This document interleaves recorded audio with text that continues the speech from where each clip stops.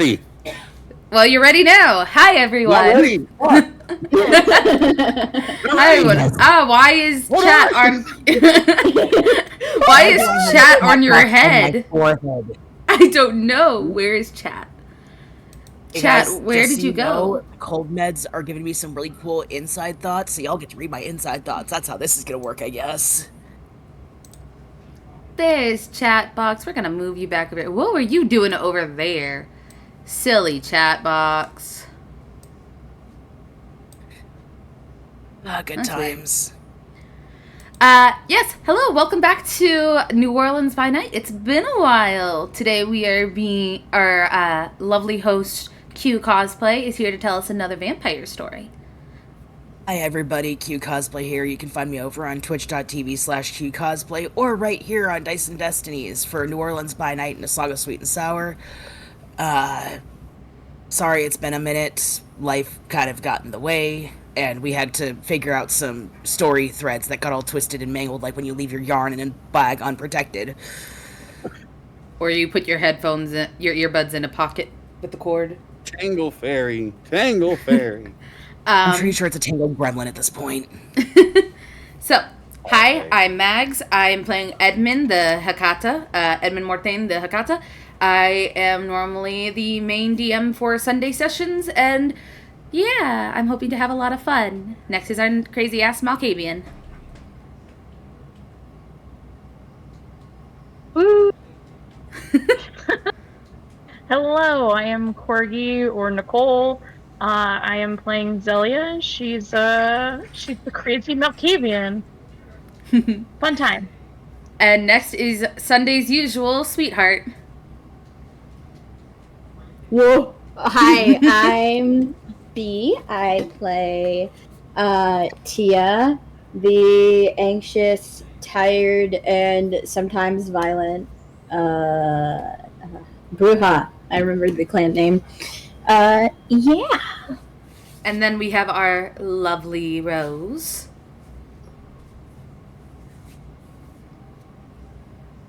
Wait, fuck, is that me? Yes, you're the Rose clan. Sorry, damn, I'm not all here. Hi everybody, I am Outer Space, and I play Lydia, the Toreador. And then everyone's favorite cowboy.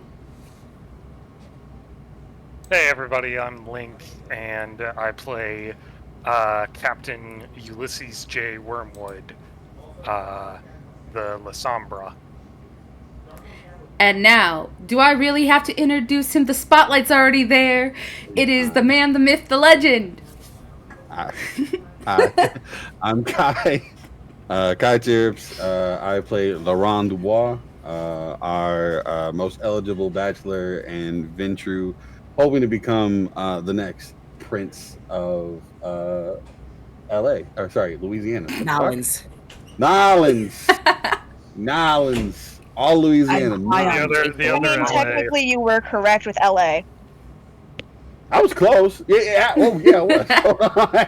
I did fucking nail it. Oh, that's how you know the Dayquil is working. My brain didn't put two and two together for a second. Also, apologies to our viewers if I'm a little harder to hear. I'm currently suffering through a flu, so I might sound a little more scratchy and a little harder to hear than normal.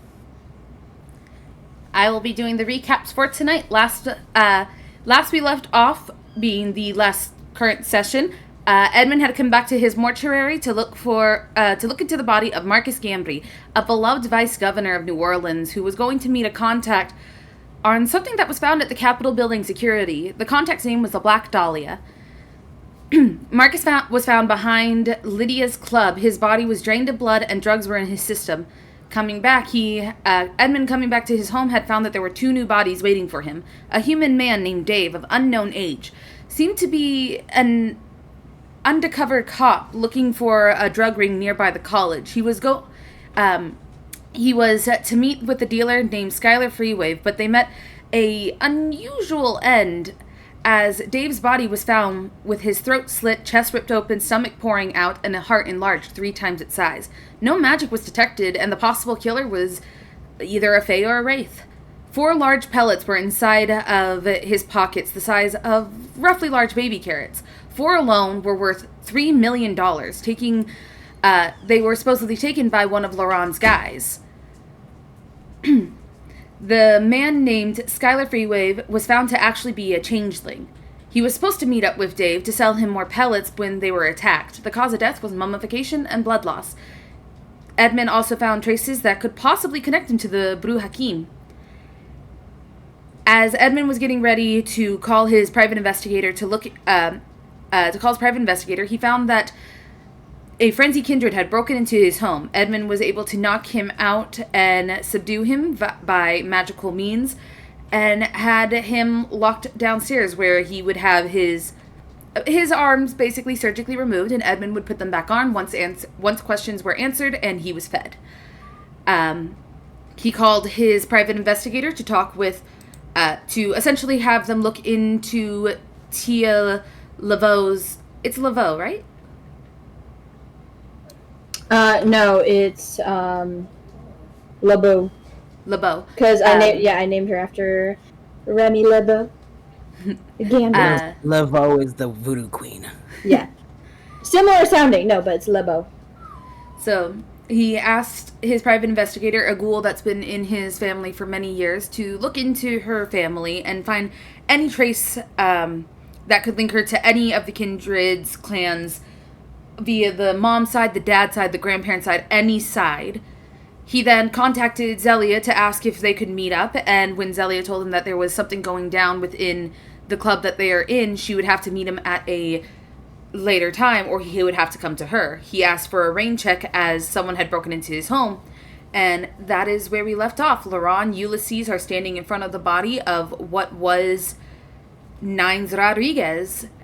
Zelia is making her way back holding a book that she recognized. I cannot remember the name of the book. She recognized the book and knows that it is tied to Edmund's clan. Lydia was looking for Tia, unable to find her at the moment. She went to go find the others to let them know. Tia is back, went back home to discuss things with her parents and take a quick breather. And that is where we last left off on New Orleans by Night. Oh, yeah, Lynn ran off, that guy. Yeah. So, yeah, let's start off with, I'm just gonna roll these for it. We're gonna start with Tia, Lydia, and I believe Zelia ran off with Tia, correct? No, Zelia ran off to find Lynn. Oh, right. Okay, so Tia and Lydia. Is there anywhere in particular you wanted to stop after you just started running? Tia went home. So Lydia followed you home, basically. If she got that far, sure. I mean, do you want me to roll for it? Sure. We can, let's just do an odds and evens roll on this. Odds yes, evens no.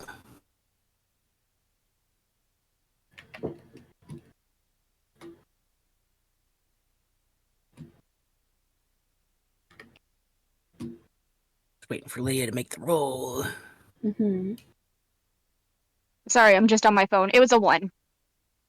So yes, she did manage to make it to your home with you. Alright,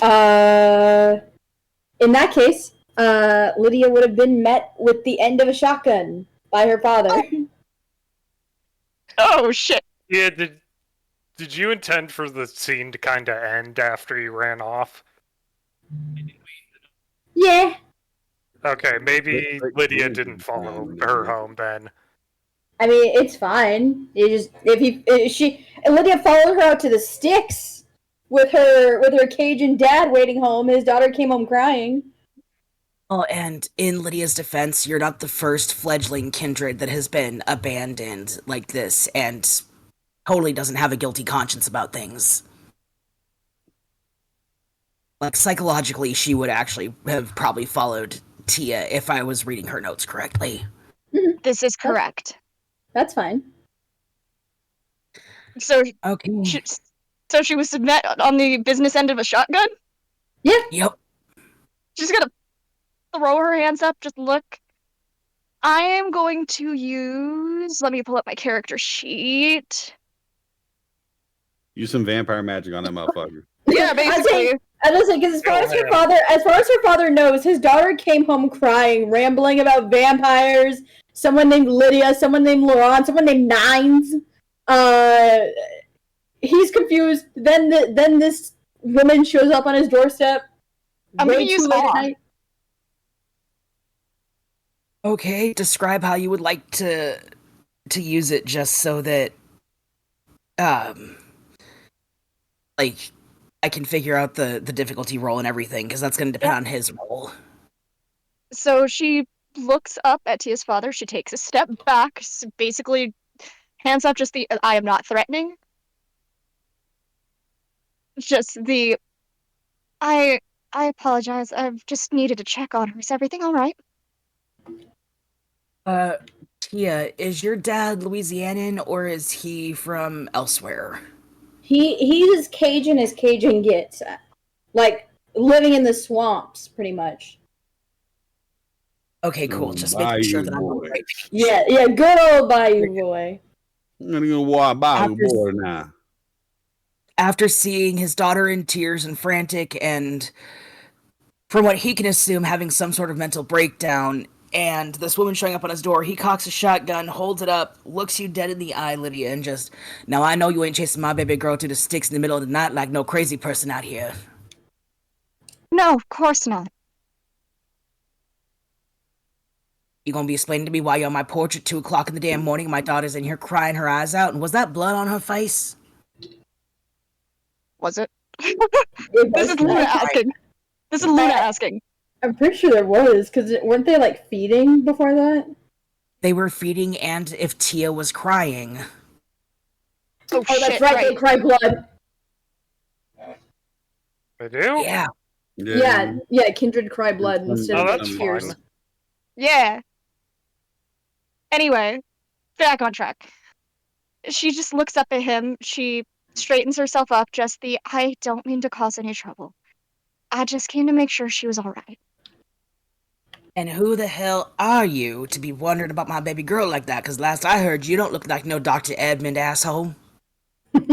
My name is Lydia Fisher.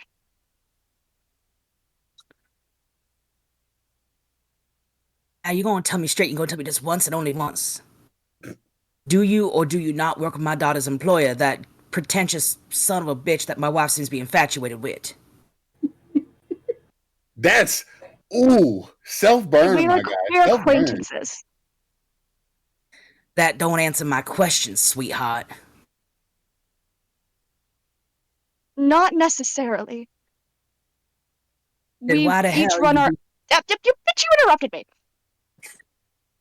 Cam, I will slap you. I will come down and slap you, Cam.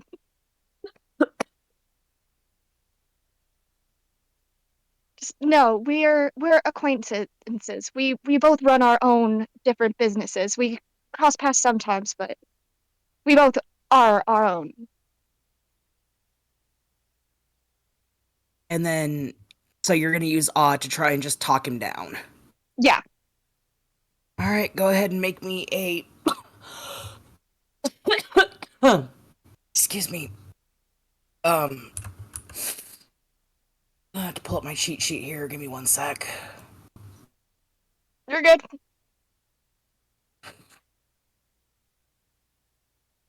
Let's do... With your awe, that would be... manipulation and... Wouldn't it be charisma? Oh, right, because you're not trying to manipulate, you're just trying to talk him down. Yeah, you're right. So it would be... So let's do charisma and composure? Sure. Okay. That's 7 dice. Give me a minute.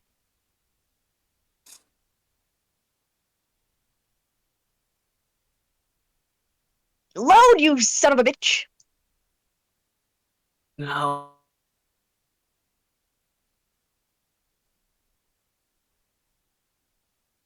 That is 4 successes.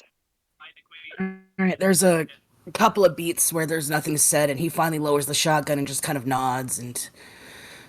I... You gotta understand, I'm protecting my little girl, but...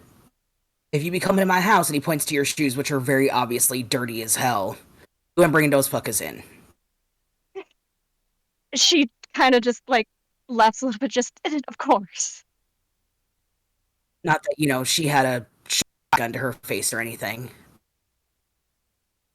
It probably would have and would not have been the worst thing. Yeah, you're right. So yeah, he leads you inside. Tia, I'm guessing you've locked yourself in your room?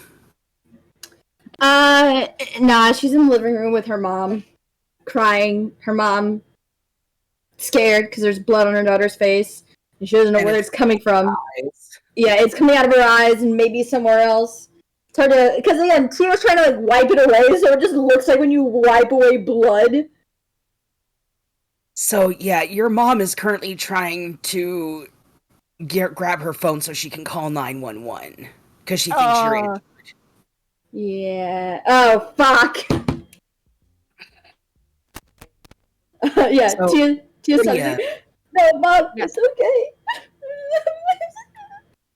No, you're hurt. We have to get you to the doctor. Did Edmund do this to you? No, mom, no. I'm fine. It's not. Was it that most eligible bachelor jackass you keep going on about? Lydia basically like the equivalent of human speed walks over. Trying not to use her vampiric speed. Exactly. She's trying to appear as human as possible. Yes, Yeah. I'm human. I'd say Yeah, I'm kind of mid-side trying to calm her mom down. She clocks Lydia and kind of like because she's speed walking over, so she clocks Lydia and she's like, "What do you want?" Did you make my little girl cry like this? No, she's gonna like get down on the floor, like kneeling in front of her. Her She has mother a very is much still- mom energy to her. She is very much still trying to get to her phone, which is on the coffee table just out of reach to call 911. Mm-hmm. It's basically in between that.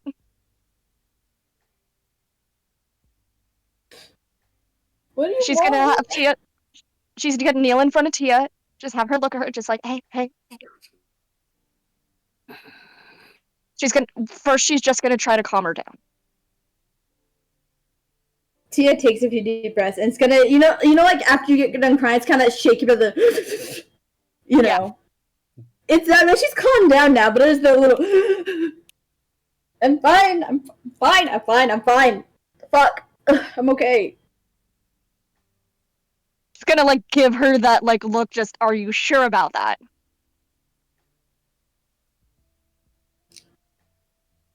She's again kind of like wiping her bloody tears away. She's like, with all the due respect, Miss Lydia, you're not my fucking mom.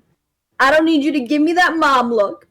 Alright? Ever since I fucking met you people, my life has been upside down. And I found out that my sire, who I thought actually kind of understood me, got married, didn't even bother to tell me that he was in town again. Fuck. Your mother very carefully, like, hugs you just like, is this like a TV show the kids are watching? She is now very, very confused. Even more so. Your dad is also standing in the doorway just like, I'm just gonna go get me a bottle of whiskey. She's like, I haven't seen her this upset since Ace died. Fuck. How dare you! You're welcome. Mwah. Emotional damage. Anyway, yeah. So Sorry, your mom Luna was took like 4d20 emotional damage. Jesus Christ. Roll through fucking nines next time. And that's essentially what we did. Or what you did. I'm doing it harder. Hell yeah. So But yeah, she's waiting for after a Lydia to couple answer. minutes- After a couple minutes, your mom like pats you on the shoulder. Just, I'm going to make you some tea. She motions for Lydia to sit down, just not quite sure what to make of all of this bullshit going on, and just kind of walks to the kitchen with her husband. Lydia's gonna get up and sit down beside her. Just looking at her, I know I'm not. But that doesn't mean I don't care.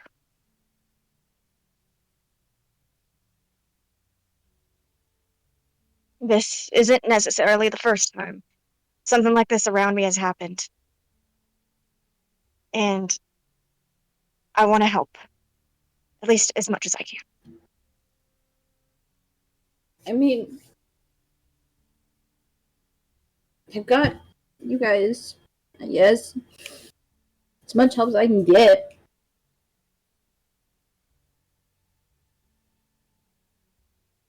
Well, Sorry, it's you cut out for me. Yeah, say I got you guys. As much help as I'm gonna get. I'm fine. Really, I'm fine. I need to be alone. Yeah, all of this has happened in the span of like 4 days. Miss Lydia, I don't know how vampire time works to y'all. If it all just kind of blends together. But I'm gonna fucking lose it. I need a break where I'm normal, where I can wake up in my bed and listen to my mom and dad argue over breakfast or something, or I don't know, hear my dog. She nods, just puts her hand on her shoulder. Well, you know mostly how a lot of this works now. And you know where to find us. We are trying to help you, given how fucked up these circumstances are. I know you are. I know. I'll be fine. We should probably go back to everyone else, right? I mean, if Laurent hasn't beaten Nine's face in. She looks at her, if you would like, you can stay here and I can let the others know. It just give me a few minutes to explain everything to my mom and dad, and then we can go. Then she kind of looks back at her, just like before she stands up. She's just like, you might want to clean up a little bit too, in like a very friendly, playful way. She's gonna look at her and kind of raise an eyebrow. She's like, I look metal as fuck. Alright? Nothing about me is gonna change right now. Although I probably will wash my face. Just, can you wait outside, please? Mm-hmm. She nods, she stands, and she goes to the front porch. And when she's on the porch, she's going to pull her phone out and text Nick. You actually have 2 missed texts from Nick. Oh, shit. Okay. One says that your contact at the Succubus Club tried to get a hold of you. Shit. And the other just says, why is Chris in the closet and crying? She's going to send a text to the other saying that she's going to be going there after she's done with this. Jesse sends that to the coterie group text. Yeah. Going to send that to the group text, and then she's going to text Nick back, I'll be there as soon as I can. Basically ask how he's doing. All you get is an emoji back that's just the, like, Deku crying emoji. Oh no, my poor son! My son! Followed by a text going, you don't pay me enough. And she's just like, I know, I'll give you a really good bonus next time. And a raise. Of course. And PTO. You already get it! Double. Fine. And vacation time. These are all singular texts, by the way. Yeah, no. It's I say this lovingly, it's oh, I forgot to add this. Oh, I forgot to add this. And just in case. Yeah.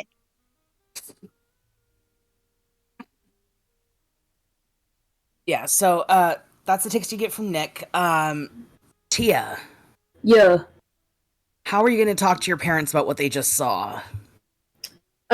She's going to wipe her face with a warm washcloth to show her mom that she's okay. There are no wounds.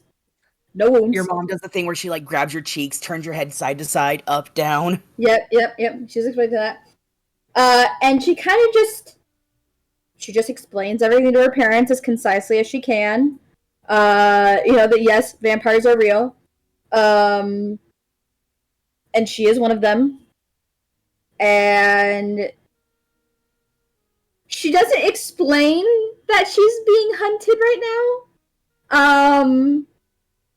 But she does explain that, she has a group of people that are helping her right now. That Dr. Mortain is one of them, and he has kind of taken her under his wing and has been protecting her. Yeah, there's not really much else to explain. So she just spills the beans. I mean, she feels guilty not doing it at this point. They've seen her crying blood. There's no really easy way to explain why she's crying blood. Red mascara. Anyway, so yeah, that is a bridge we will cross when we come to that. She does tell them you cannot tell anyone because of these dumb rules by the vampire government thing that I was told about. The vampire government thing. That's how she explains what the Camarilla are. The vampire government thing. No, valid. I'm laughing at the word choice. Yep.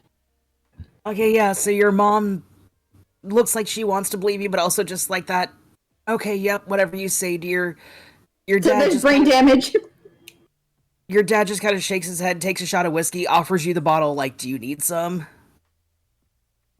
She takes a big swig. Probably earning a smack from her mom, rightfully so, because as far as she knew, her daughter, her precious, pure daughter, did not drink or smoke the weed. And here she is, taking big old gulps of whiskey. Yeah, no, your dad gets smacked for that one, too, because obviously he's encouraging your bad behavior. Uh-huh. He's the one that taught her.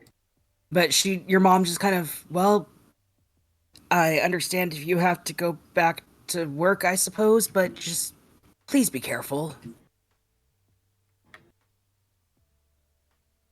I will. You guys stay safe, okay?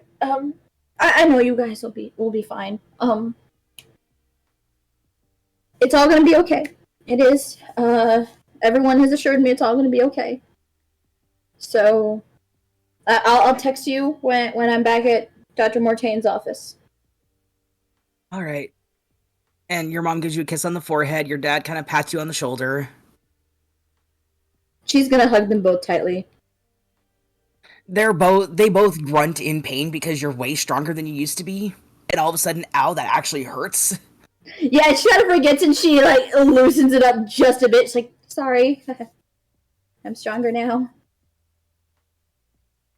Yep, and your mom gives you another hug and just kind of well, you have a good day at work, honey. Yeah, and then she goes back out to, Lydia and lets her know that she's ready to go back to the others. Does she tell Lydia that she told her parents? Yeah. Lydia. Huh? Humans know. Yeah.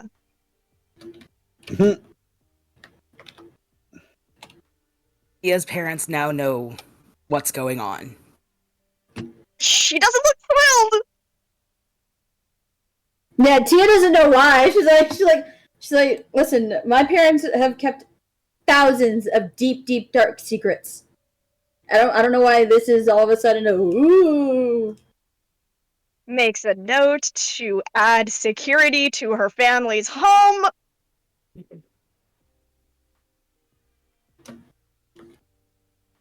She's actually writing this in her phone right now. It's gonna send it to Laron. What did she say? What did she say? Just send it to the group chat so Edmund knows too. The big three powerhouses. You know what? Yeah, the group chat. No, it's just gonna be like, guys, situation. Does it include the Tia's parents know? Yeah. So basically just the clip notes. Yeah, clip notes. The kid told her parents, and I'm going to be adding some of my security to their property. It takes a few minutes for Edmund to respond. You see a lot of like type, delete, type, delete, because as he's trying to figure out how the fuck he's supposed to do this, until eventually he has a ghoul come over and type, and all of you get back. Edmund tells him to say very like distinguish a long like chapter basically of, hey, I understand the situation at hand. I'll also have a couple of people look after her family, because Edmund doesn't see this as a problem. His whole family knows, so he doesn't see this as a problem. But his ghoul shoots back with KK and just hits enter, and I'm just like, KK, I got my guys there. Click.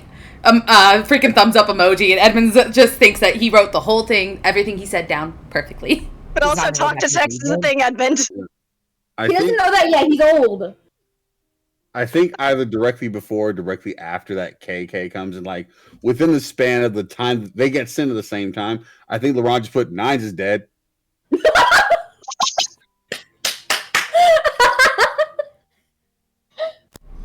Yeah, Tia opens her phone.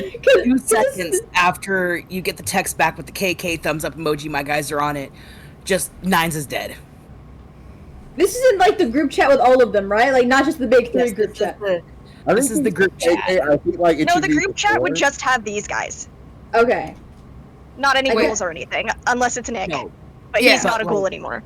The point being, Everyone sees this. Yeah. Turn the parents into ghouls. Fuck it. Tia, you get I'd a say call that from right now. Edmund. Tia's kind of like in shock reading that message, and she just slowly answers the phone call. Yeah. You're at home. You're at home. Yeah. Great. I'm about to not be. Where are you headed? Back to where They're we're heading to Lydia's club. Yep, back to Lydia's club. To Lydia's club. I thought they were at some random club, not Lydia's club. it was the murder didn't happen outside of a random outside of No, Lydia's club. It was the- a random club. No, the body of Marcus happened outside of Lydia's club, but they found Nines at a different club. Yeah. That's what I'm saying. Ah, Yeah, no, basically they're going to go Murders back to happen. one of her places. Edmund's Yeah. going to say, Sure. "All right, I will be right there because this is escalated too much. I will see you there." Yeah. Yep. And she's gonna hang up and kind of look at Lydia. She's like, "You can drive by all means. I need to run this shit off," and it's just gonna start running back down. Yeah, like she needs to run this emotion off. Here's the thing, she walked home, right? She got a taxi. Yeah, so Lydia followed her in her car. If you're Yeah, okay. So she's gonna be like, alright, gets in her car. Just basically sends a text to Tia, just, you know where it's at, right? She just She gets has a like the she just gets a thumbs up emoji. she'll take it. And I'm gonna say, just for shiggles, Lydia has a phone like I have, so a Razr, one of the ones that flips. She just closes it, tosses it on the passenger seat, and starts driving. valid. All right. So you guys are heading back to where they ran into Nines or one of your clubs? I need to be.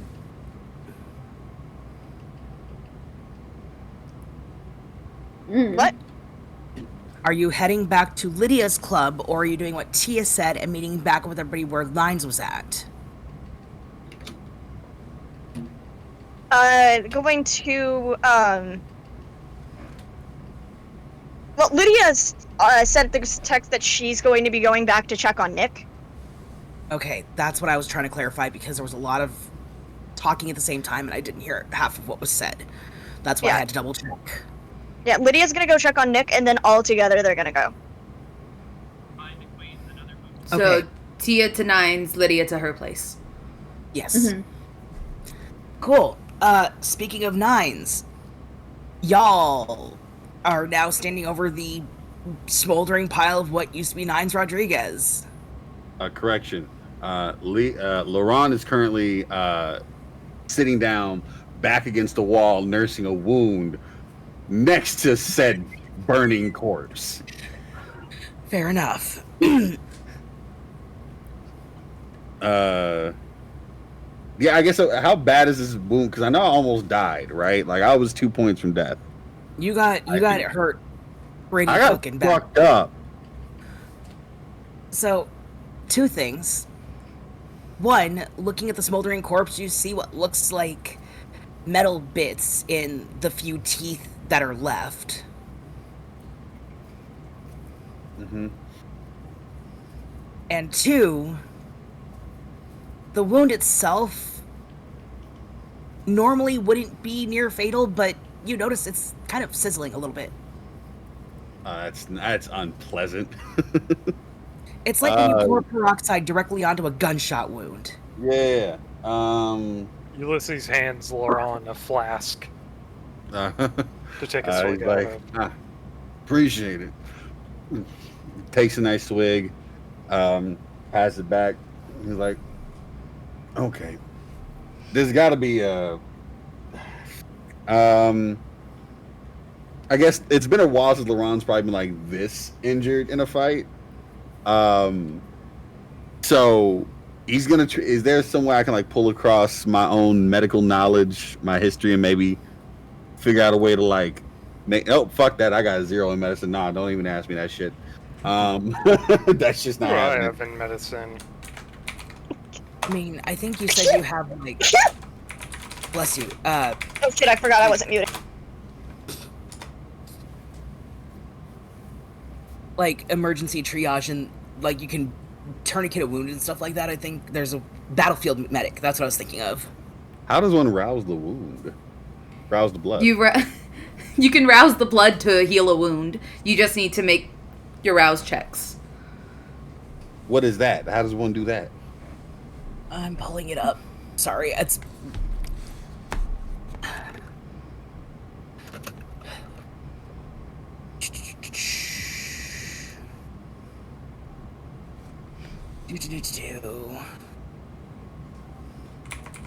Why is this being so slow?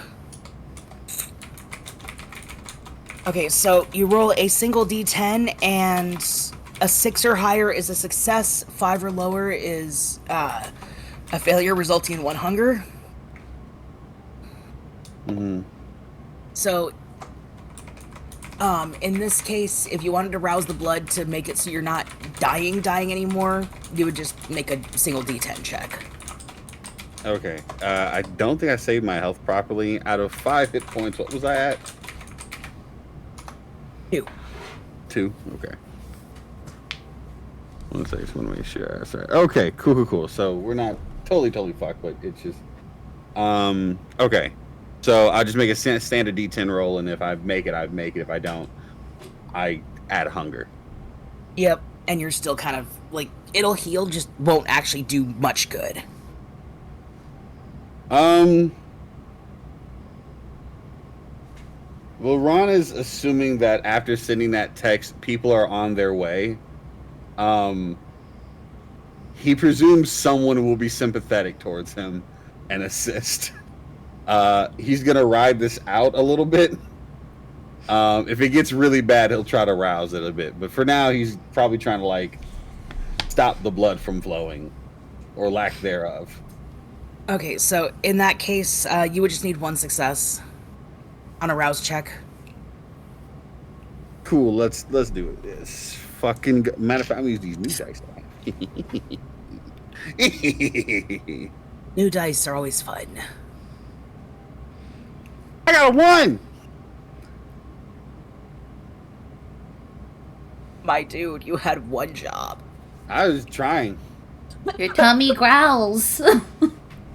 You, between the anger and frustration and the pain and just everything going on, the beast inside rears its head a little bit. It's just like, hey, a snack would be really fucking great to take care of the fact that you just had a chunk taken out of you, dumb fuck. Yeah, nice looking heart would be real nice to eat, or a kidney. Ooh, maybe a couple pancreases. Bro. I'm an organivore. We'll get you a charcuterie board. It'll be fine. Okay, what if it actually sound kind of yummy? Right. Anyway, so yeah, you take another hunger as you try to rouse the blood, but you're just too steamed about everything. Okay, so I'm at hunger 2 now.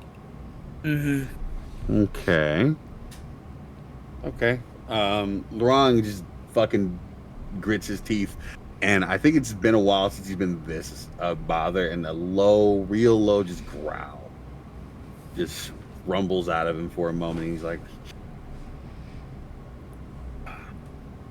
Yeah, we're in some bad shit, boss. "For sure, I've made my fair share of mistakes, but I was not intending to get Nines killed today. And I must say, this is going to cause some amount of problems for my plans. But what are we gonna do?" Or after we, before or after every anarch on this continent comes gunning for our heads and kills us. Yeah, I've got a few connections I might be able to reach out to maybe smooth things over, but I don't expect this to be easy for the next little bit. Nope. We should get back to, well, we should just get the hell out of here. For one, we did technically just kill someone in broad day moonlight. Yeah, it is. And it's sun should be rising pretty soon, so might be best to get on and get back to the home. That way I At can this get point, no, finish your thought. No, I'll get some food there and I can patch it myself up. At this point, Ulysses checks his phone and is like, "For fuck's sake, boss, do you have to tell the whole group chat?" Figured it better to just get this out the way now.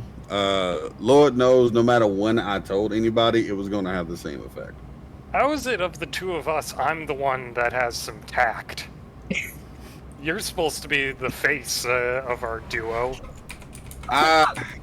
When I need to have it, I need to have it. It's, you know what, you're right, Ulysses. I've been a little bit out of whack these past few days. The situation has been a lot more out of my normal sense of control than usual. And I've been trying to limit myself, but it's been just, I don't know, something in me's eating at me. I don't know what it is, but you're right. I need to probably dial it back a little bit. You've always had hunger, but you can't let it, a hunger for power, but you can't let it rule you any more than your hunger for blood. Correct. Let us. We're gonna go back to our place. I need to go at least get something in my system and get things taken care of. I will. Yeah, that's the plan. He takes a peek at his phone, and then sends a message, and then gets limps over to the vehicle. Ulysses gives him a shoulder to lean on. He takes it. He's not too proud. All right, so you guys, are you letting them know that you're leaving?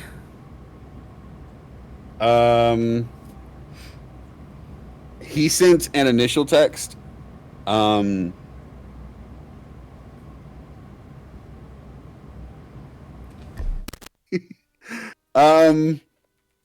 Yeah, I think he probably just tells him that he needs to go get patched up and that they can recon someplace else.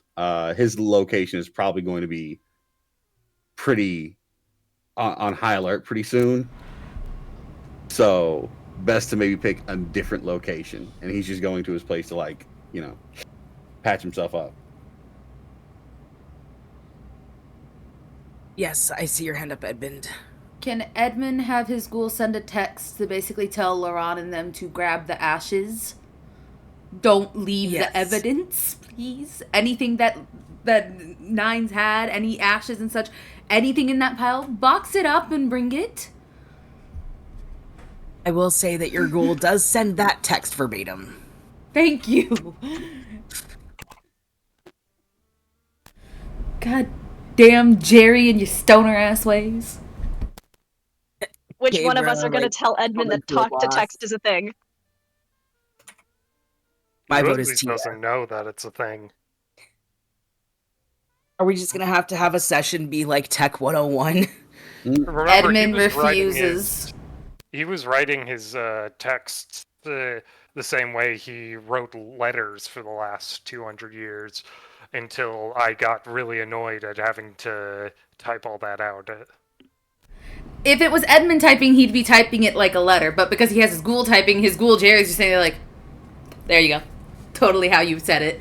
Edmund literally goes on a whole long spiel about how he would like it being of Dear Coterie. It has come to my attention that since Nine Rodriguez has passed, he may have left behind his remains. It would be impertinent that you please collect said remains to bring back to my lab so I may further run an analysis on it. From Dr. Mortain.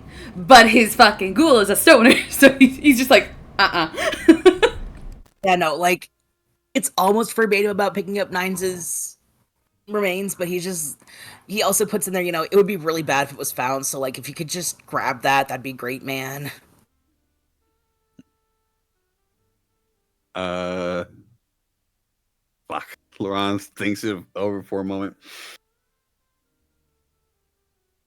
Sure. Fuck. Fine. The second text comes in going, P.S. He's kind of pissy today. When isn't he? This time Edmund sends a text back himself saying, Dear Mr. Dubois, I understand that I understand my ghoul has been communicating for me, but it has come to my attention you may not realize that I can still, in fact, see these messages. From Edmund Mortain. Dr. Mortain. And I'm just like, I'm aware. XOXO. Why am I waiting for the Friends theme to start playing, followed by the one where they killed Nines? Anyway, what's Zalia doing before Edmund blows a casket? Yeah, no, I was gonna say, while you guys are doing that, Zelia, you've been chasing Lind for a while now, right? Yeah. Yeah, questioning why I haven't caught up to him yet. Yeah, no, from your memory, he was never this fast, and he's fucking track runner speed at this point. While you're running, I would like you to make me a wits and awareness check. Why you do this to me? I'm just gonna fail it. It's fine. Fine. Because, unfortunately, there's no such thing as just straight perception in this game. Wits.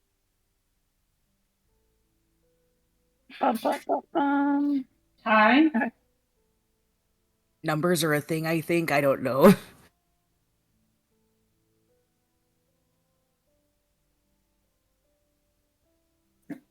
Three successes. Okay, that's plenty. He rolled 3 failures on 4 dice. So, Okay. as he's running, you notice Lind isn't limping like he always does. Like, you specifically, because you decided one night one day, quote unquote, while he was asleep, you were gonna go through and just, like, count all the random Nosferatu-y things on his skin and everything, and you remember him distinctly missing certain muscles in his left leg, which causes him to limp. This fucker's running like an actual fully fit track runner.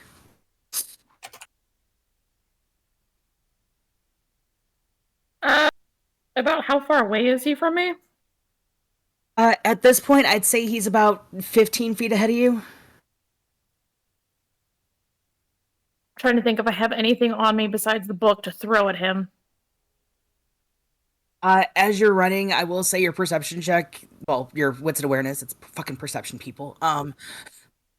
Your check made it so that you could also like scan around you, so that, like, you know, as you're watching him, you're not going to trip over anything, and there's plenty of stuff for you to pick up as you run.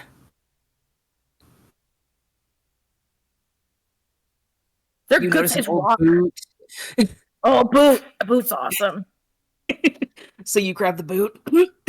Let's grab the boot. All right, That's go what I'm ahead. a boot.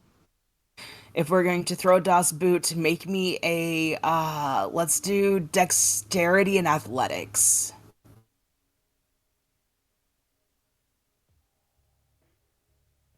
I need somebody to animate this, by the way. just an emote of Zelia picking up a boot and just chucking it. Fucking that fucker at the speed of fuck you. I got a critical success. Yeah, this fucker can't roll for shit. You managed to, like, dead center in the back of the head, smack it into him so hard he stumbles and then just barrel rolls face first onto the ground. Mm, mm. And the boot happens to land perfectly on the back of his head.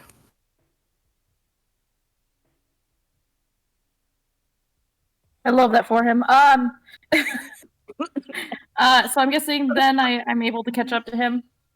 Oh yeah, no, he is prone, and it takes you all of a split second to catch up with him. I want to kick him in what should be his bad leg. All right, strength and brawl.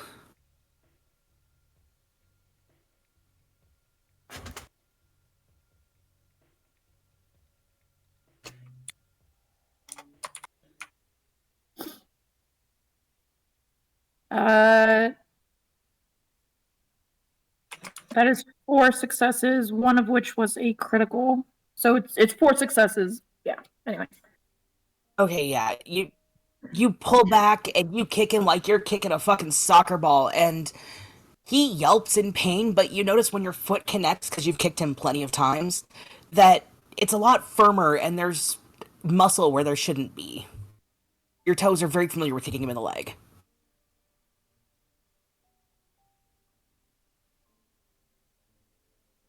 Yeah, you can definitely tell this is not, in fact... No. Okay. Especially after that contact, Zilly's gonna take a couple steps back. Still, like, fully, like, at that point, like, holding on to the book, because now it's like, okay, you are not trustworthy. And she's gonna look at the person and be like, who the fuck are you? Ow, ow, ow, ow. Do you have to kick so fucking hard? Jesus Christ. There's more where that came from. Who the fuck are you? Listen, okay, chill. First of all, stop kicking me. Second, I will tell you, but I need you to stop kicking me. How about no? And she's gonna kick him again. He shakes his head a minute, sits up, doesn't make a stand to, like, get up and take off, but he's definitely looking around. After a minute, he kind of weighs his options and just, well, shit, fine.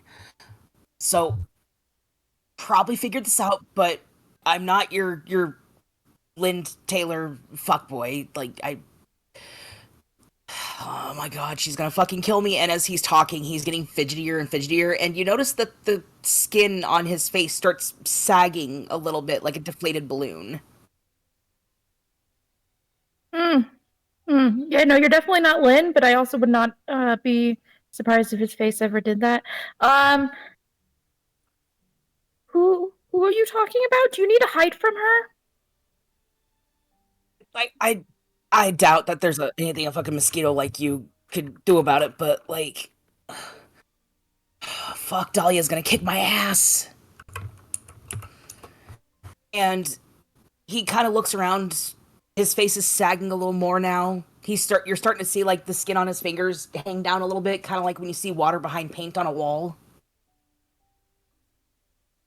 He just kind of, listen, I can't tell you much because they don't tell me much, but my name is Ricky. I'm originally out of Miami. I'm here for some, as you know, the crazy bitches like you call it, the ooky spooky shit. And yeah, so we're kind of in the process of taking care of some stuff like that, and I had to borrow your friend's face here. Although with the way you kick, I don't know if you're friends or not. Jesus Christ, you need therapy. Um, please don't hurt me. No, we're friends. Normally though he can take it. You're just kind of a little bitch. He gets a little like sad face, just like you don't have to say it so rude. Anyway, yeah, the book and everything, like this was just a thing to slip in unnoticed because like there's a lot of mosquitoes out here and like it's easier to blend in that way. But yeah, like I really need that book back. Like, I really like she's gonna kind of like look down. She's like, "Oh, this book?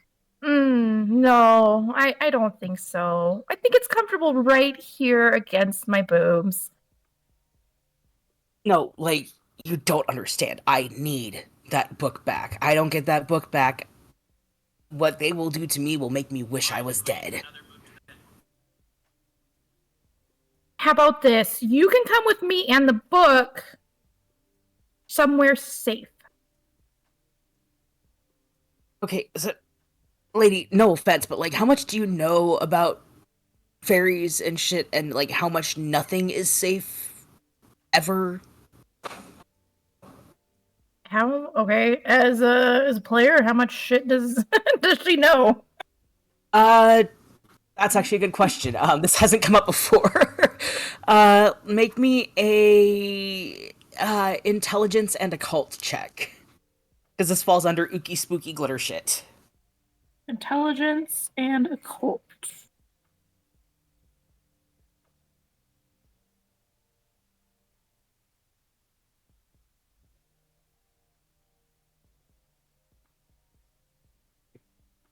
Hell yeah, 5 successes.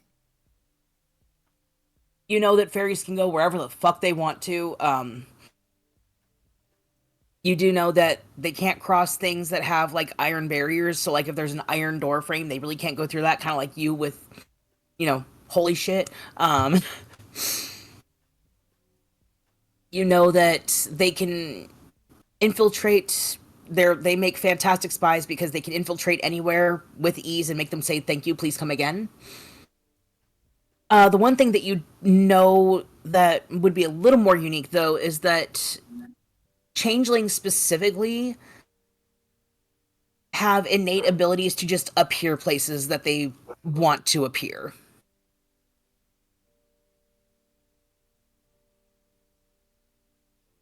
Okay. She's gonna look at this person, just kind of put up a finger, like, wait one moment. She's gonna pull out her phone, and she's actually gonna call over to Edmund. Ote? Takes Just a second. curious, did Zelia follow through on her threat to change all the ringtones in his phone? No, she hasn't had a chance to do that. Fair enough. Just checking. Edmund takes a second, but answers the phone. Hey, so I have some questions. Do you, in your wonderful basement mortuary, do you have places that are surrounded by iron? See, the supernatural is one of my main studies. I have rooms of iron. I have rooms of silver. I have everything. See, why? What's happening now? Cool. I have a. And she's gonna kind of look at the guy. She's like, changeling, like kind of like questioning the guy as well. He just kind of gives you a nod, where he's just like, God damn it, yeah, that's me. All right, I have a changeling named Rick here. I also have a book that I think you'd be very, very interested in. It likes to talk. But that's not abnormal to me and anything in my head. But anyway, I have some things that I think I want to bring to you that we also may need to stay in that iron room. Where are you? I am heading to and says the name of the club that they killed Nines at because that's where Tia said to meet. About DM, about how far away are we from it? About 5 or 10 minutes or Or- so with all the running. Okay. Can I see cross street or anything that would be like noticeable of like where we're at? I have notes for a reason. So I'm looking at the little map I have here that like is the best I could do for New Orleans, and the area you're in is like a good 4 or 5 blocks south of Bourbon Street. Okay. Does that help? Yeah, Zelly's just gonna kind of give the gist area of where they're at.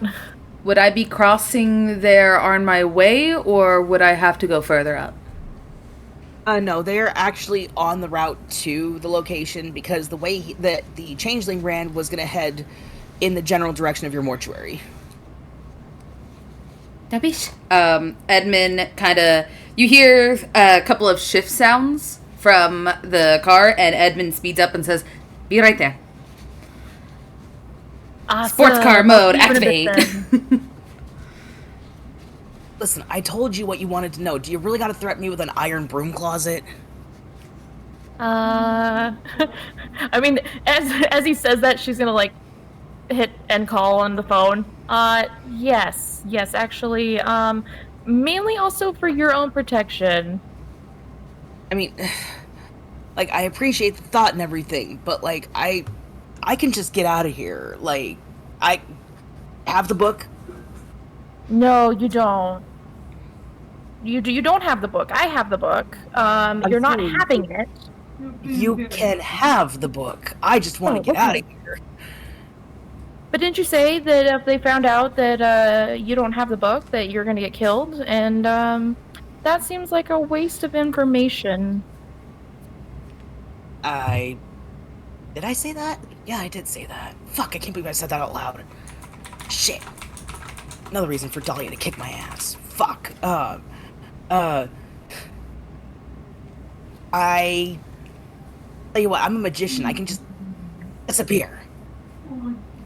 Yeah, you can abracadabra into the iron broom closet. And then good luck Houdiniing out of that. I'm starting to feel bad for my NPCs, y'all. You see how they get bullied? Yeah, so he kind of looks around and just, for a second it looks like he's trying to poof away, but almost for a split second it looks like his brain short circuits and he forgets how to be a fairy for a second. I'm guessing, you know what, since Zelia knows about that stuff, I'm just gonna say her necklace that she wears around her neck is made out of iron. And she's gonna kind of just rip it off, put it around his wrist, put it around hers, and be like, cool, now you're not leaving. I'm sorry, you're stuck here with me. Wait, what the fuck? You're my prisoner! God. This is too fucking adorable. I hate this. I will say, with how fast you were driving, Edmund, you pull up and like open the door just in time to hear Zelia proudly say, "You're my prisoner." Edmund gets out of the car, opens the back door, and goes, what did you say Zelia's last name was? She never told him. Alright. That was one of the big headaches. He was like, "But I address everybody as Mr. or Miss. Why would you do this to me?" Edmund gets out of the car, goes around, opens up the back door, and goes, "You and your prisoner's carriage." Oh, thank you, my lord. She's gonna drag the poor little changeling. Surprisingly, as you're dragging him, despite how fast he was running and like full-blown taking off, he is really light. Before Edmund closes the door, he looks. A 10-year-old. Before Edmund closes the door, he looks at the changeling and goes, There are sigils all over this car. And he slams the door, goes over, and starts driving to where Tia is, just freaking speeding it down. Now you're our prisoner! Why are you so damn cheerful? What the fuck?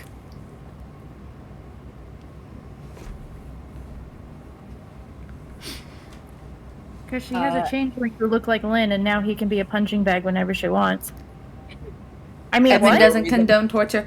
But yeah, we're heading over to where Tia is, and I kind of have this really funny moment in my head that Tia walks in, is panting her little heart out, and just sees Laurent and Ulysses on the floor scraping the freaking ashes into a little bag. Can that please be what she sees? You know what? Fuck it, yes, that's what you see. Yeah, Tia. First, again, mind you, she's wearing like demonia, so you hear heavy fucking boom, boom, boom, boom, boom, like just like quickly approaching, Laurent and Ulysses, and she stops in front of them. She's like, "Doc, there you are." Did you run all the way here? No. Okay. Yes. All right. How are you you? bleeding? Yes. Why is very your much skin sizzling? I got bit. Is oh right, because it's that it's just like kind of gesturing to the pile of ash that they're like putting into like a box or a bag. And she's like, "Is that?" Yeah, we killed. What I'm doing right now is exactly what Laurent is doing. Just yeah. Mm-hmm. Cool. You. And she's like pointing at Laurent. She's like, "Come here." Come here. Okay. He stands up and walks over to her. I will say, Laurent, you notice she has a little bit more of a confident air about her. Mm-hmm. I'm aware. I could sense it. She's like, He listened politely. "Give me your arm. Hand it over." My please. arm. Your arm, the one that got bitten. He holds it out. Now I'll make a medicine check. Because I do have a pretty good thing in medicine once I find. Is it just medicine or Intelligence and medicine? Okay. Okay. So let me have to get the V.T.M dice roller. Let's see, 100.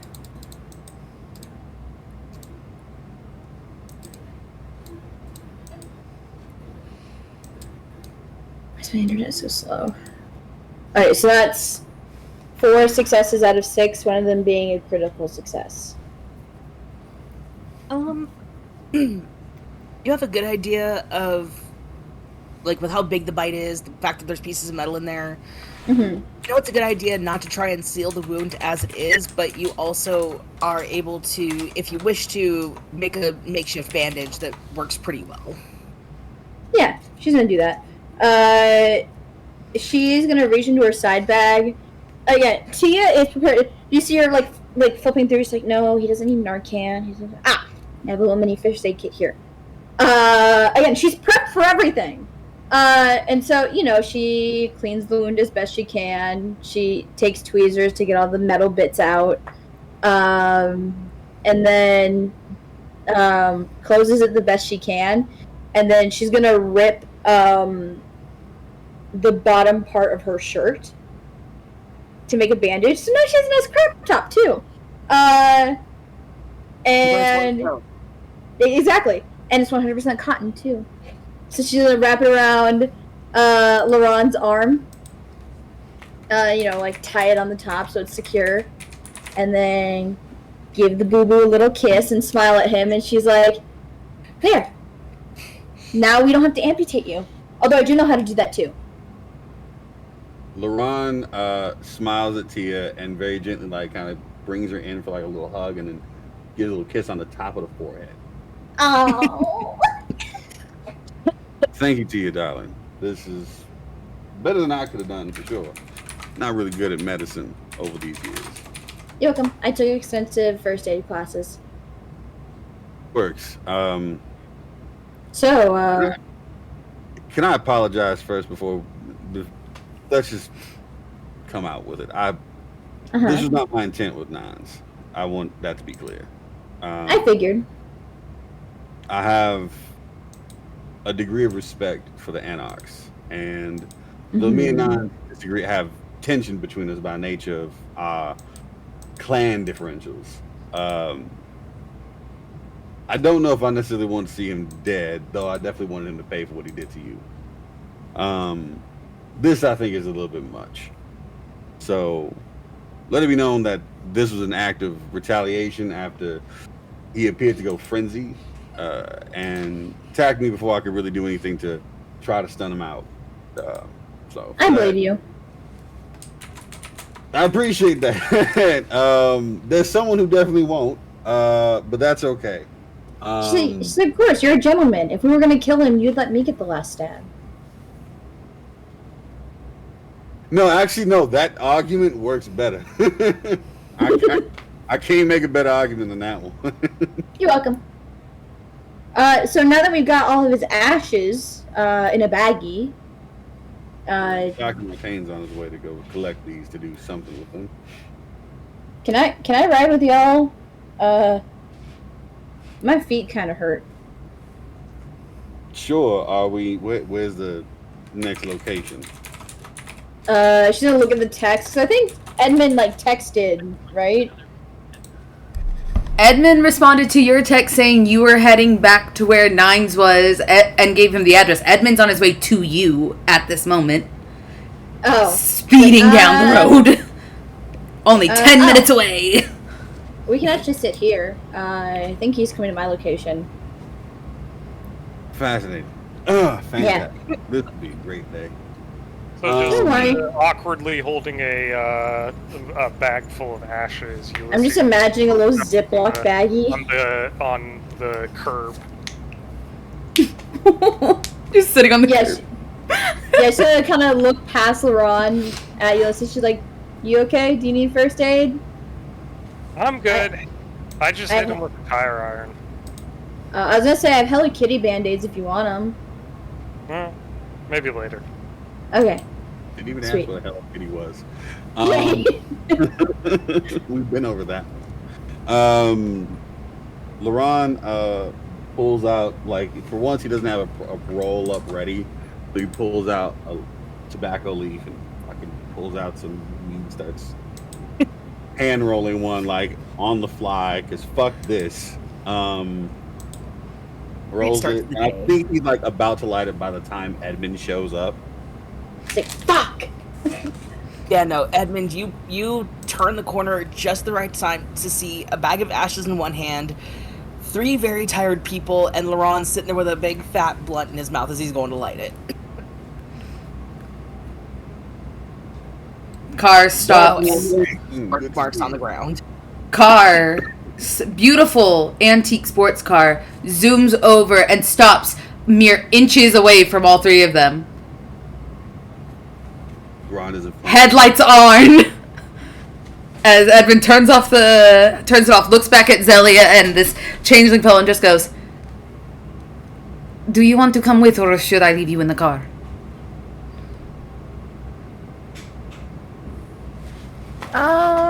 We should probably stay here. All right. Oh, man, he drives like a crazy person. You let him drive like that all the time? The fuck is wrong with you? She's gonna take her finger, just put it on his lips, and be like, "It's okay. We lived. It's fine." Tia sees Zelia in the backseat and just again. Headlights are on her, so she just waves at Zelia, very happy. She's like, "Hi, Zizi." very much Deadpool 2. Hi, Wade. Edmund gets out of this car, doesn't close the door angrily anything. Funny enough, you don't see him in his usual doctor's outfit. He is dressed quite nicely. He doesn't have his lab coat on. As he walks over to all of you, he's wearing a white button up. The buttons are kind of open where you can see the reef tattoo going across his from the back of his neck to his collarbone. As he walks over and goes, Who took out Nines Rodriguez? Of course it was you. Very casual. Like, I can explain the situation if you want. I'm just answering your question as is appropriate. The answer to your question is myself. If you want an explanation as to what happened, I can give you that. But you have the floor, Doctor. Mr. Dubois, with all due respect, out of all of the crazy things you have done and all of the things that I have tried to ignore, the fact that you took out an Anarch Baron and put not only me but Tia in danger is out of the fucking question. I don't know why I went into Scottish. I'm sorry. I was saying, why did you go like Celtic for a second? Sorry. Not you Italian, Doctor. Has been out of the question. Now, So upset he changed nationality. exactly. I'm so. So, I'm going to be very honest here. Whatever happens to you, whatever happens to Miss Fisher, unfortunately Miss Zelia, and Ulysses, I cannot control. If the Anarchs come knocking at my territory and ask me where you are, I cannot disobey and just simply let this be, because then they will be dealing with me. I have worked too hard to make sure that my family is safe and under control. Tia, you are under my protection. You are essentially of my clan, under the protection of my clan. I cannot describe how important it is that I do not have connections to this. But at the same time, there is a changeling in my car, a changeling in my mortuary, a frenzied kindred in my mortuary, and you have a bag of ashes. And he holds his hand out to Ulysses. Here you Damn, go. we just got a fucking party, I guess. He takes the ashes and looks at them, noticing like the shrapnel that's in them, and is confused. Is there any check I can make on this? Forgot that this comes with a ruler. I have to do a roll so real quick to see. Yeah, you can make a intelligence and medicine check to see, because it's not completely ash. There are bits of bone and like teeth in there. 4, so 8. I did not mean to hit that button. Bandaged up and shit, right? What? Like Dr. Easy's, I'm bandaged up and shit too. Mm-hmm. Oh, he don't care. That didn't matter. Beyond the point. 6 successes out of 8. Okay, so you look in the bag. There are bits of metal kind of scattered throughout the ashes, but part of the jaw is still slightly intact, and you can see that the metal bits look like they were purposely wedged into the teeth. Is it silver? Yes, it is silver. Edmund's looking at this. Thankfully, he doesn't have the flaw that causes him to hurt by silver, so he touches it and he kind of like rubs his fingers and he kind of sniffs it. Does it smell like gunpowder at all?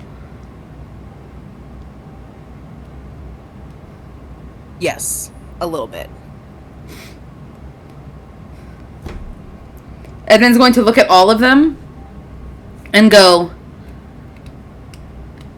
a little bit more research, but I am not sure that this is the Baron that we speak of, but... And he kind of closes the bag.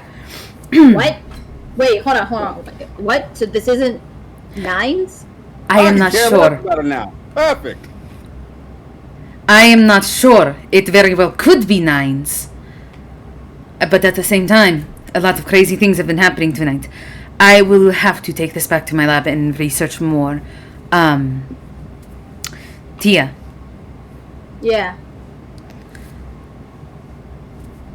And you see him like you see him wanting to be like, I'm going to blow up at these people, but he just kind of offers a kind smile and goes, How did your stay with Mr. Jonathan go? Why don't you tell me about it with Zelia on the way back to the mortuary? All of you are free to join if you wish. Sure. I'll tell you about how me and Zelia can finally give you our pitch for Bloda. Blood soda. We carbonated blood. Huh. I was thinking about doing something like that. Interesting. You, All right. I've already. Don't worry. She's like, don't worry. I've already marked you and LaRon as our investors. And she pulls out like a sticky note written in pink glitter pen with LaRon and Edmund's name, saying our favorite investors, and then a heart around both names. See? Roll charisma and persuasion. But Edmund doesn't get so fucking done with you in this shit. Okay. I did do math really fast.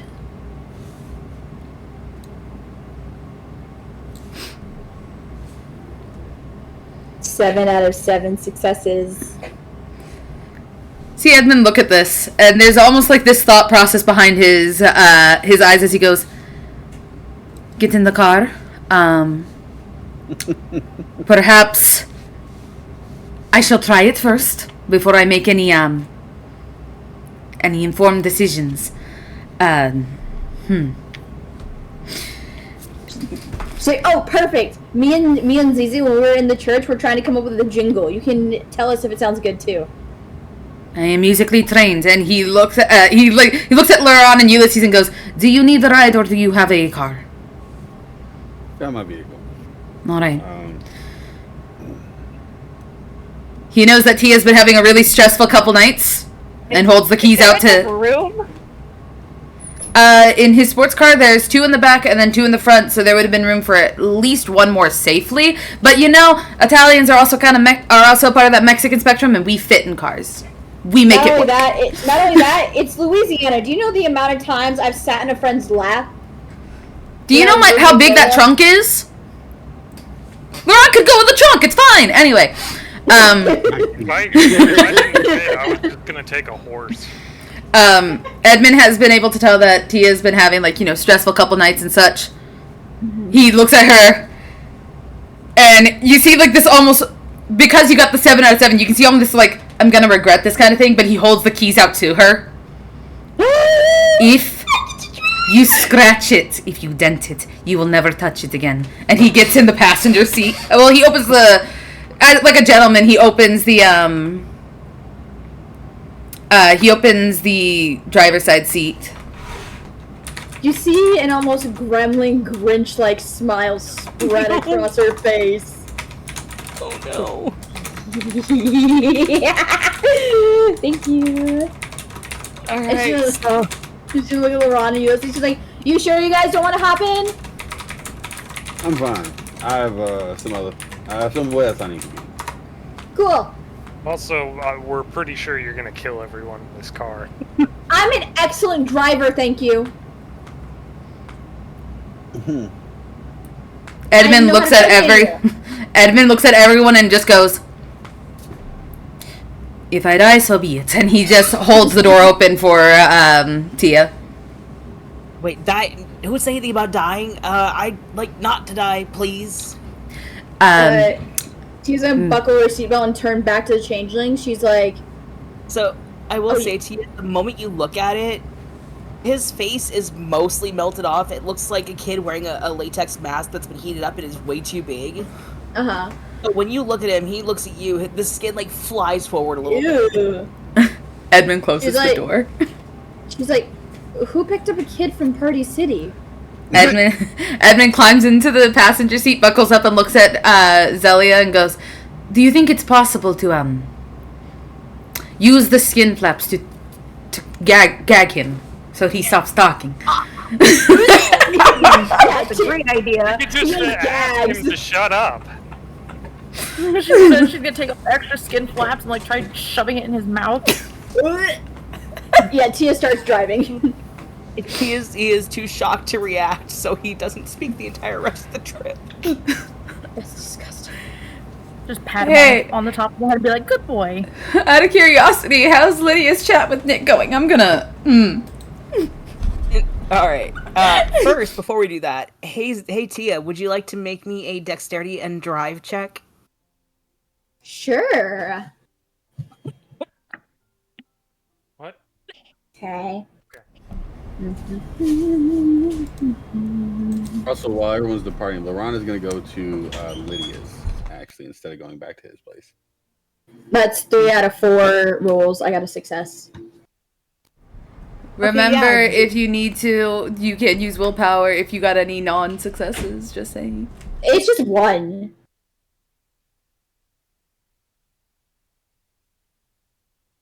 One success? No, I have 3 successes out of 4. Oh, okay. I was trying to figure No. out why you were freaking out because he was literally only missed 1. My Yeah. brother came in to tell me to feed the cats. I'm like, huh? So I wasn't sure. So yeah, after you get a feel for it, you're zipping and zooming through the streets. You're going a little faster than you probably should, but you get the car going pretty well and not a single scratch on it. No cops pull you over. They all know Edmund's car. Yeah. Oh, at some point you do have a pigeon smack into the windshield. It's fine. It'll walk it off. Rats of the city. That's fine. Exactly. Tia Tia turns on Joyride by Kesha. The Let's entire go. drive there. Okay, yeah. So you guys are driving. Is there anything that you want to talk about specifically on the drive or anything? Other than pitching Bloda to Edmund, no, not really. Do you tell them about the flavors? Well, yeah, that's what they're pitching. What about you, Zelia? Did Zelia see the bag of ashes? Because she hasn't checked her phone. She's been too busy. But yeah, Edmund's still fiddling with If them she in the front. wasn't like 100% focusing on Ricky in the back seat with her, then yes, she sees the ashes. Like if she's glancing around, like, ooh, what that?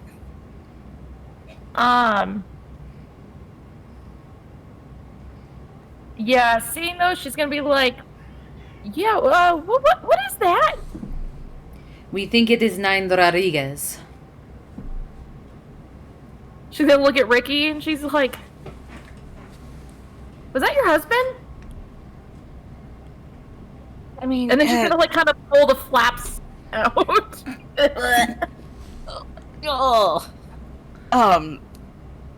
He just kind of shakes his head. Just no, it was a cover when we moved here, and we just kind of stuck to it.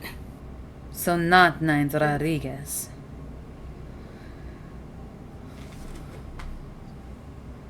Tell me, Yeah, no. you are a changeling, see? Yeah. And you are willing to help us in this endeavor, see? I didn't say anything about helping. Did you bow to? You are You're willing not to there. help us. She's gonna In like this squeeze endeavor. like his cheeks and like kind of like where it like puckers his lips or whatever, and just be like, "You're helping us, right?"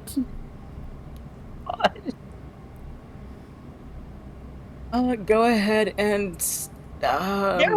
They're bullying this poor changeling into submission.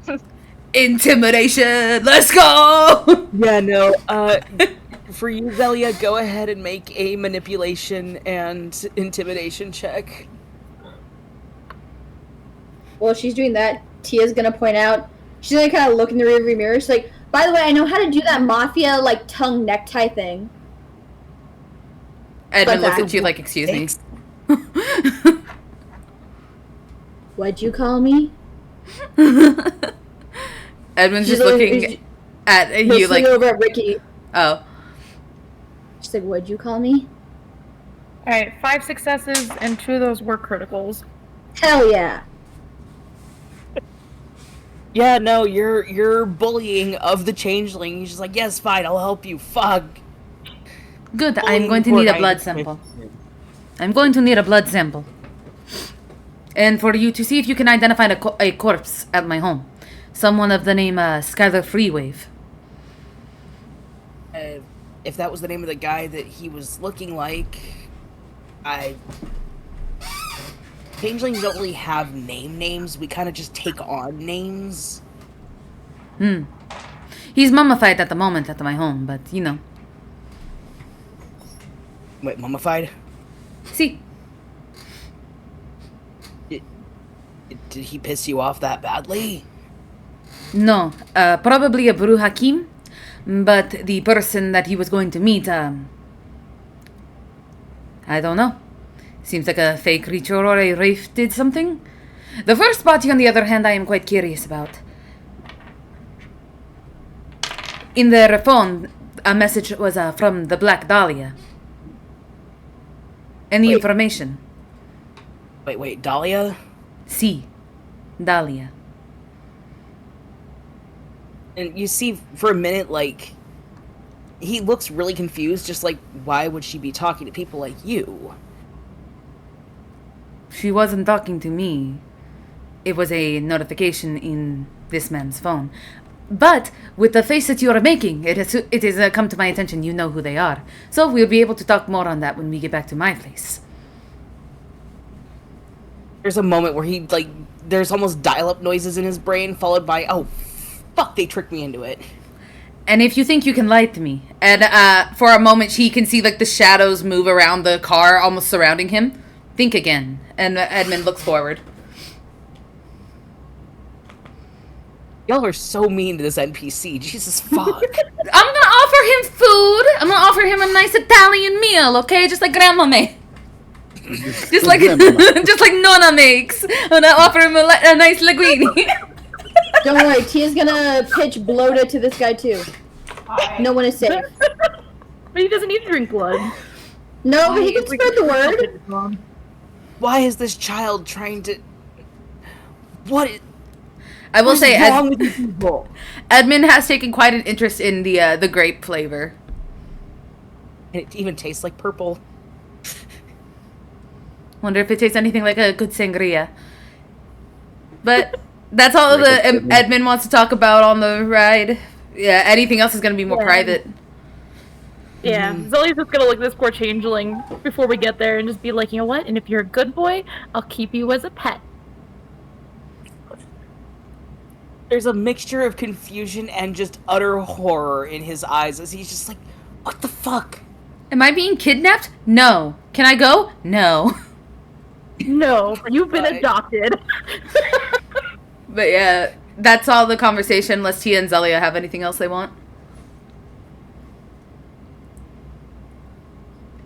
I don't think so. I think she just wants her to focus on driving. Yeah. Okay. Ulysses, you took your horse home, correct? I figured I just drove with Laurent, but sure. No, I took my horse home. I was wondering because I misunderstood what No, you're good. Laurent said. Yeah. If you want, I could drop Ulysses off back at the house first, and then go to Lydia's. It's fine. No, I rode home on my horse. That's what happened. Okay. Got like a nice little horse call. Is it like Roche? Is like kind of just phase in existence. Yeah, exactly. All right. Excuse me. Laurent, I will say that with the time that you left and everything, it takes you about 15 or so minutes to get to Lydia's. Mm-hmm. Especially with the way you drive. Oh, for sure. Out of my way. So I guess he pulls up. Again, the car is that means it was 2 a.m, right? When yeah, so like it's got to be almost 4 now, 3, 4. It's about 3:45, 4-ish. Yeah, so dawn is fast approaching. So he gets out the car real quick, looks up across the tree line, and sees like just the faintest tint start to creep into the sky, and he's like, shit. And goes just knocks on the door. Just gonna open it. Nick is probably somewhere in the house. He's in his room. Okay. She just Yeah. opens the door and lets him in. Sorry. I know I said I was going to go to my place first. I did not. Tia was able to get me patched up pretty fine. Is everything okay? For the most part. It kind of explains everything that happened on her end at Tia's place, and now that her parents know everything?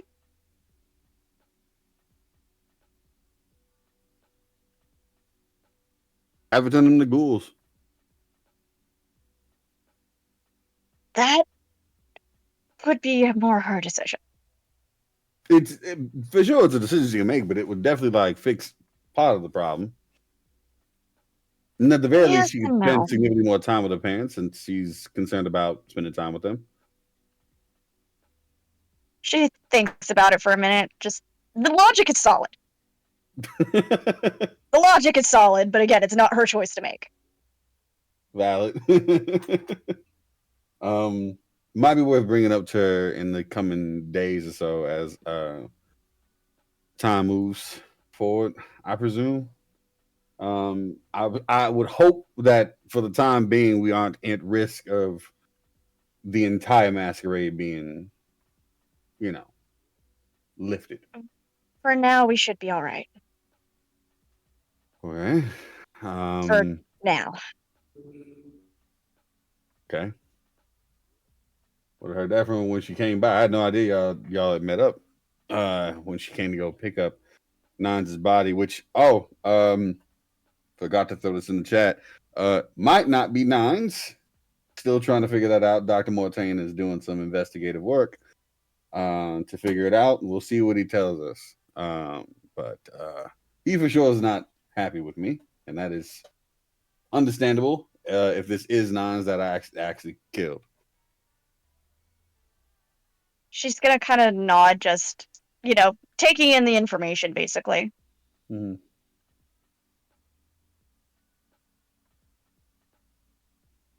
Then she's gonna pull out her phone because they do actually have to play on the Succubus Club shit.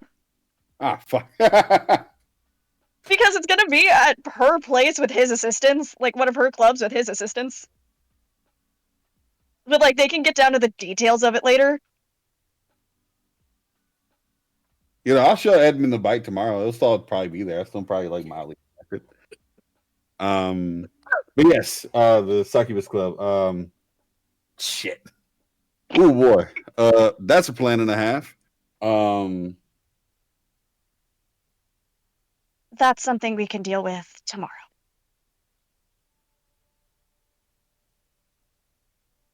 There's too much going on. Chaos. Well, you're more than welcome to stay here. Considering the time of day it is, yeah, it might be best for me to rest this off a little bit. You mind taking some pictures of this wound, by the way? Dr. Mortain might want to look at these if it heals too much by tomorrow morning. She's tomorrow. Gonna go ahead and do so. Just be like, cover their bases. I've literally had to do that with injuries in real life. Bow. Take nice detailed photos. He gets something out of it. I guess what, they share a coffin together? She has like a full room with like completely blackout curtains and everything. Like basically they pull down. Oh my god, and they were coffin Fade mates. to black moment. Oh my god, they No, dear, you're not here.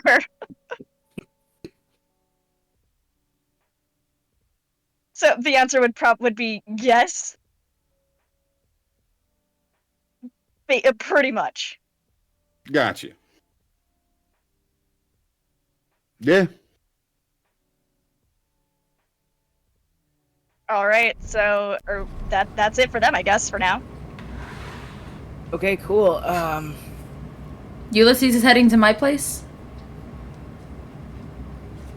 Question mark? I was just gonna go home. Okay. Next, it is almost dawn. Like the day is about to be upon us. Motherfuckers gotta sleep. Okay. If it's okay, when Edmund gets home, he would like to have the ghouls show Zelia and this wonderful man this very sweet gentleman to a nice room, though it is, lined with the materials needed, the iron and everything. It's not like a prison cell. It's very nicely furnished. And as they're walking, this changeling can just hear Edmund go, have them prepare a nice meal for him and get him settled in. Change of clothes. He's looking like a hobo. And then he's gonna kind of like look toward as Zelia starts heading down there with him. He's gonna look towards Tia and go, "Are you all right? Do you need anything? I need to go see about a frenzied compatriot downstairs." No, I think I feel better actually after telling my parents about everything. And then I'm just gonna go to sleep. Your room is made up. So. Oh, you have a room for me now. Next, you'll be asking for my hand in marriage. Then she'll turn around and leave to her room. You do see there is outside of your room is one of his ghouls, as they are the one who was essentially Edmund said, here's her Facebook, here's her Instagram and all that. Like, go to her social medias, figure out what she likes, create a room for her. It's basically her like personal room designer.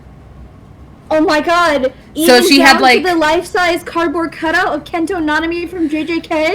If she has a dream board like on Pinterest and stuff, it is done.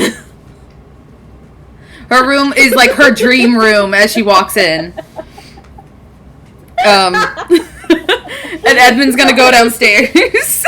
He's gonna go downstairs to that bitch. I think I broke Cam. Fucking. Before he walks away, Zelia is actually gonna hand him the book because she does not trust it in the room. I recognize this? No.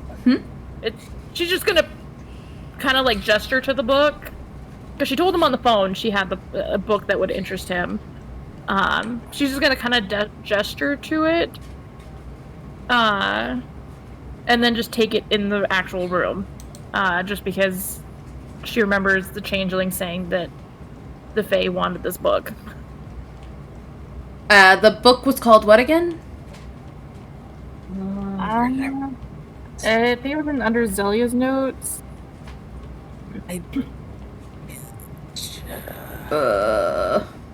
I know we talked about it in like DMs, but that was so long ago. Where are the threads? The book is called The Sargon Fragment. Edmund would have known what that is, correct? Since it's a... Yes. Okay. Back when it first was brought up, we talked about it in DMs, and the answer was yes.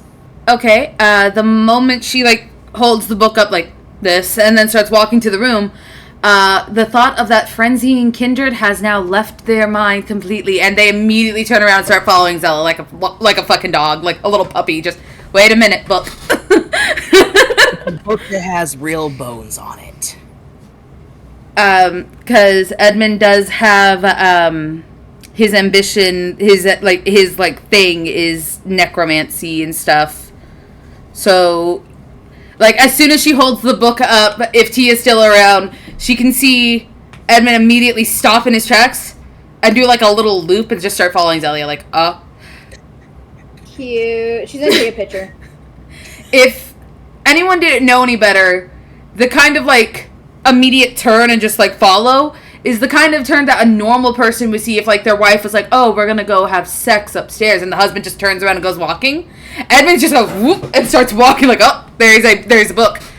If you put that on a fucking a fishing line, Zelia, you could have it. You could literally have it on the floor and be chucking it, and he'd be following it like, shit, no, wait, because he needs that book now. You know, Tia sends a picture to the group chat like, ooh, about to get spice in the library. She still has this fucking changeling, like, chained to her. Yeah, this poor guy. They're about to have a threesome in the library. Oh my god.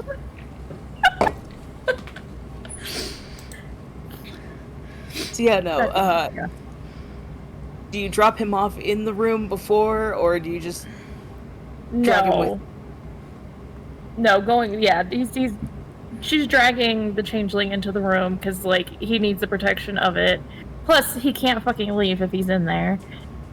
And then taking the book in there because he's already made it clear that the fairies want it for whatever reason, so it should also be in there.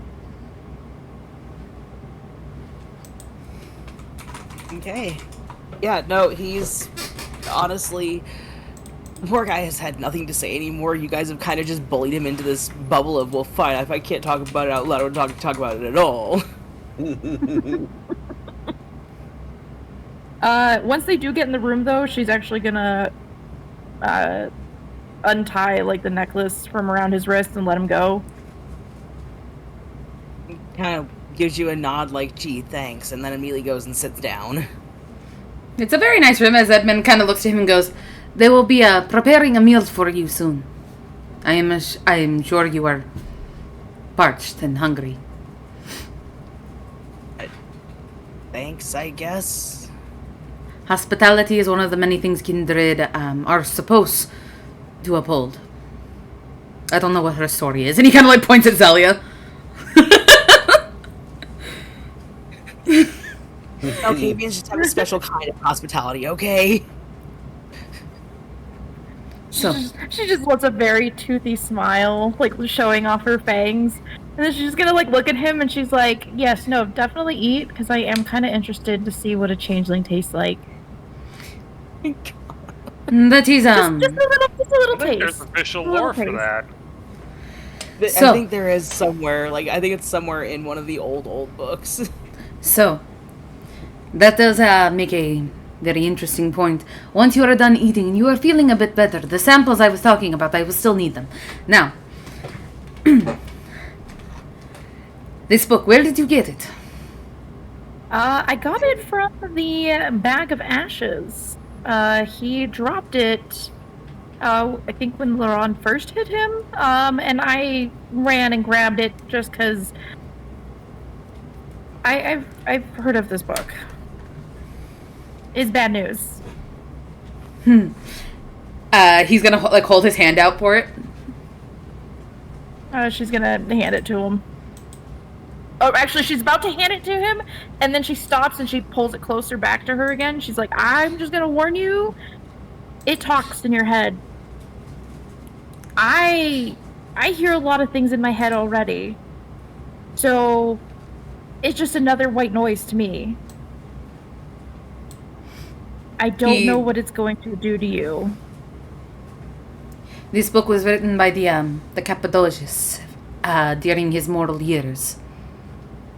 I'm sure that when it comes to of my family, we will be at the most we will be fine. Okay, if you say so. And she's gonna hand it over to him. And he takes it. Mend. See, I need you to make me a wits and resolve check as you take hold of the book and suddenly voices just start flooding your mind.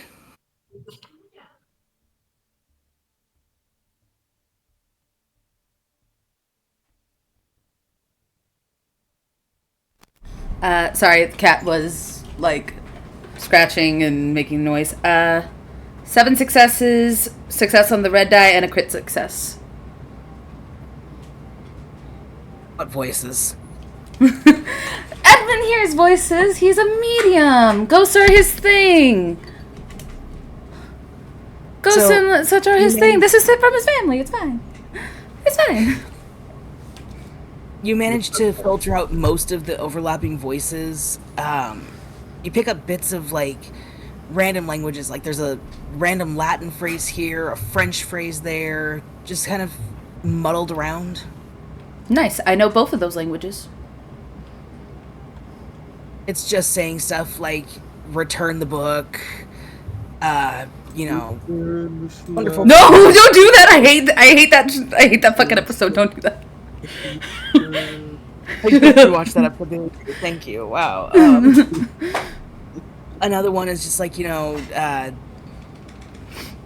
powers inside are too strong for any person. Just like, general foreboding warnings you would have.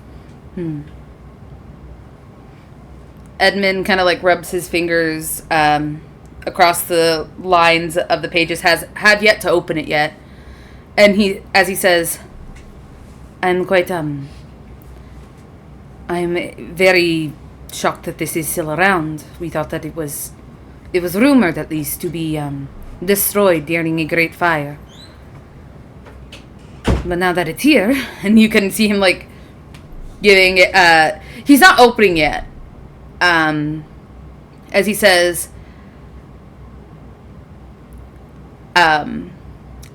this is it is a book that was written by Cappadocius many, many years ago. He was a great mage within our home, and it holds many secrets that could unlock very powerful spells.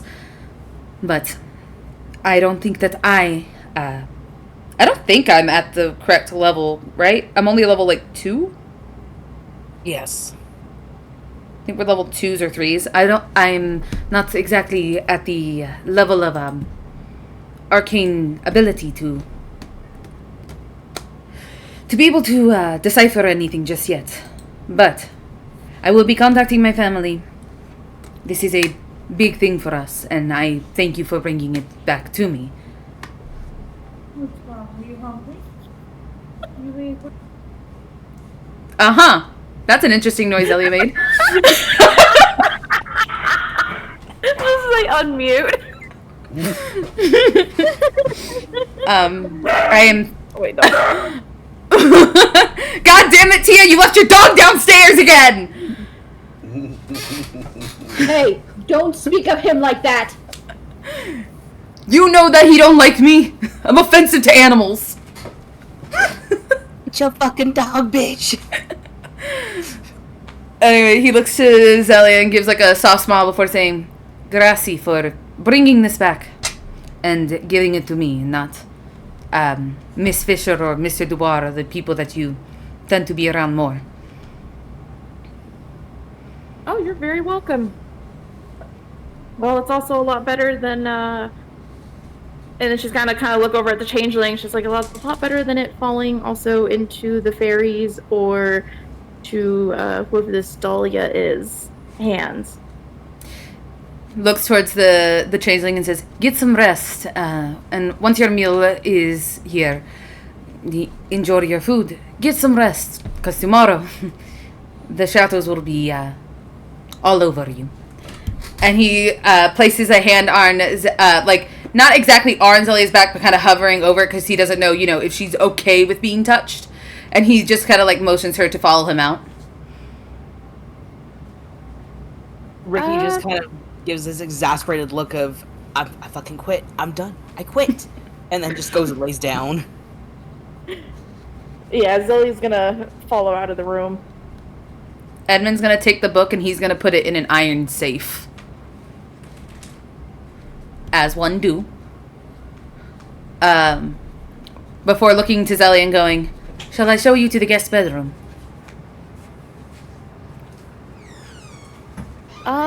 Actually, I think I'm just gonna sleep outside the door here. Would you like us to bring you a cot? A sleeping that bag? would be nice. A cot would be nice, yeah. He, essentially he'll have two ghouls, sticking around, keep walking down the hallways and such, and essentially get Zelia a nice, very comfortable cot, a nice blanket, so on and so forth, and just have her set up for the night. If she needs blood, get her the blood. If she needs organs, get her the organs. He's got plenty of them there. It's a mortuary, for crying out loud. And yeah, Edmund's going to go to his room, write a very long note, a long letter to his family, and have it sent out. Have I received anything from my swamp friend? Not yet. Damn, she's taking so long. Hmm. But You got shit to do too. knowing that this is for mages, his mind thinks about contacting Marie Laveau, but he's like, fuck no, this ain't getting in the hand of no mages. Only my family. And he has the note get sent out to his family, leaves a note for his, for some of his cousins and his sister, naturally, and his father, and has the ghoul send it out before he heads to his own room to sleep. Things just got a little more serious for him. Valid. Alright, is it anybody else have anything that they do before they head to bed?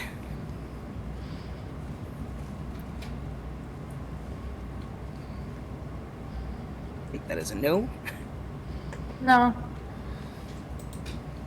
Alright, so... LaRon sleeps. Sorry, what was that? I just don't think LaRon sleeps. I think he's laying down. I think he's trying to sleep. I just don't think he sleeps. You have no Yeah, choice. I'll make note of that. So yeah, the day passes pretty normally. You guys get through your sleep and everything. Unfortunately, though, we may have to call a session here because I do have to go to work early in the morning, despite being sick. Understandable. Jeez. We have been going for about 2 hours and so. I will say, Why Yeah, is it sick? your I'm messages... sorry, Yeah. Laurent's messages have been left on red because Edmund doesn't know that his phone was being on. Hey, you got pictures sent. That's fine. That's perfect, actually. Because if not, then Lydia's house would have had ghouls knocking and them dragging that coffin to Edmund's house. Like, wait a minute, I want to I see. need that motherfucker back here. Talk to his ass. But no, this was fun. Everyone, Thank you guys for joining us and all of our lovely viewers. Yep, everyone say goodnight. I'm gonna talk to chat after that. Alright. No. Good night. I'm assuming Fabi says goodnight. Alright. Baby's dead. He's fine. No, she's undead.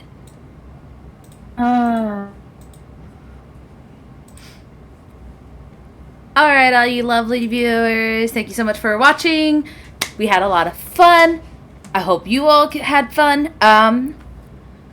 Please remember that this coming Friday is our Pathfinder game. And then Sunday we will have the 4th session to Taste of Divinity.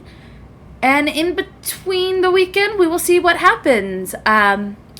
Should be a hell of a lot of interesting stuff happening this week, because I am probably going to get back to playing the Mortuary's Assistant.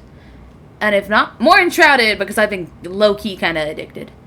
Anyway, we'll talk to you soon. We hope you all have a lovely night. Stay safe, stay hydrated, and see you later.